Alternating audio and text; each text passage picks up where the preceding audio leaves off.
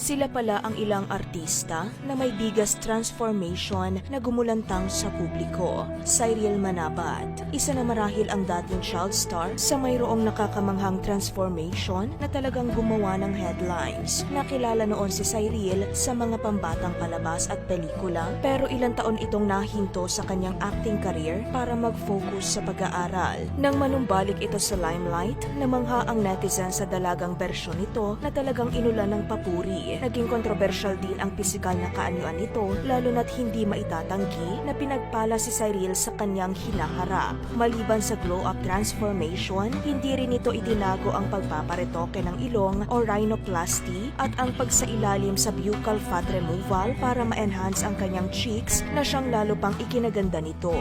Sharon Cuneta, umani ng papuri ang body transformation ni megastar at naging inspiration ito sa maraming fans. Sa isang artikulo, ni-reveal niya ang top secret kung paano niya na-achieve ang kanyang balingkinitang katawan kung saan halos 80 to 85 pounds ang nabawas sa timbang nito. Matinding determinasyon at sakripisyo ang ginawa niya para sa kanyang weight loss journey. Maliban sa pag-undergo ng H2 injections at slimming pen, binago rin ito ang kanyang eating habits at mas naging strict sa kanyang diet matapos niyang maranasan noon ang paglaki ng katawan sa ilang taon. Hindi nito hinikayat ang madla na magpa-liposuction dahil mas maganda pa rin umano ang natural na pamamaraan. Sanderford, hindi malilimutan ang malaking ingay na nalikha ni Marlo Arizala aka Sanderford matapos niyang ilantad sa publiko ang kanyang new look taong 2017. Napakalaki ng pagbabago ng itsura nito matapos sumailalim sa cosmetic surgery kung saan bunsod ito ng mga panlalait na natanggap niya mula sa dating mukha. Sa tulong ng mga sponsors nito, na-achieve niya ang pambihirang transformation na talagang pinag-uusapan ng publiko.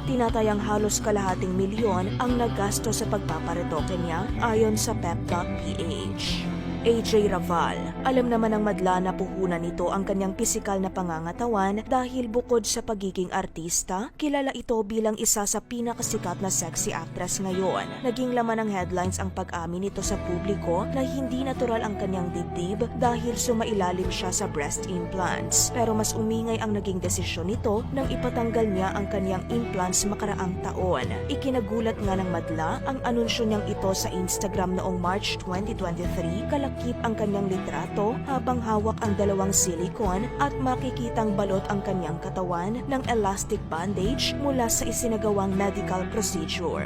Bibi Gandang Hari, bukod sa hiwalayan nila ng estranged wife na si Carmina Villarruel, marahil isa na sa malaking balita sa mundo ng showbiz ay ang pag-out sa publiko ng dating heartthrob at former action star na si Rustom Padilla. Bago ito nag-transform bilang si Bibi Gandang Hari, matatanda ang gumulantang sa publiko ang pag-amin nito na siya ay isang gay nang sumali ito sa reality game show na Pinoy Big Brother Celebrity Edition taong 2006 at taong 2009, tuluyan na itong nagbago ng kaanyuan bilang babae nang mag-out siya bilang trans matapos sumailalim sa gender confirmation surgery taong 2009. Herlene Budol, ikinamangha ng madla ang napakalaking transformation ng TV host actress turned beauty queen. Kung noon ay nakilala siya sa bansag na hipon girl dahil ayon sa ilang bashers ay may magandang pangangatawan lang ito ngunit kinulang sa itsura, ngayon ay popular na ito sa kanyang kagandahan na siyang pambato ng Pinas pagdating sa pagandahan o beauty pageants. Mas lalo ngang namangha ang netizens sa napakagandang itsura nito matapos maging beauty queen kung saan claim ng ilan ay tila may ipinaayos ito sa kanyang mukha at katawan.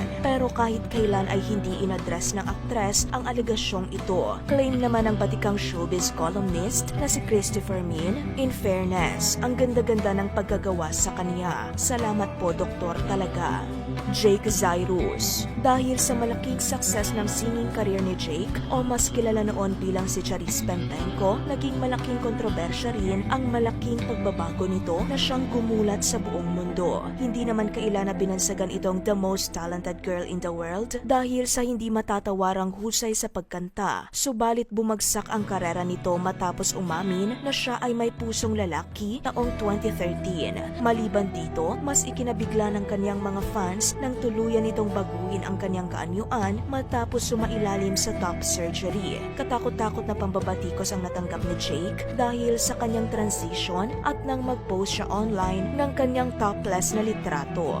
Angel Locsin. Popular ang prominenteng aktres sa kanyang stunning beauty magmula noon hanggang ngayon. Kilala rin ito bilang two-time FHM Philippine Sexiest Woman dahil sa kanyang body figure na hinangaan ng nakararami. Pero sa kasagsagan ng pandemya taong 2020, ginulat nito ang publiko sa biglaang pagdagdag ng kanyang timbang malayong malayo sa dati niyang pangangatawan. Nagdulot ito ng mixed reaction mula sa madla subalit na pag-alaman na ang pagbabagong ito ay dulot ng kanyang kondisyon matapos ma-diagnose na mayroon siyang Hashimoto's disease kung saan ang autoimmune disease na ito ay nakaaapekto sa thyroid gland na siyang responsable sa metabolism ng isang tao.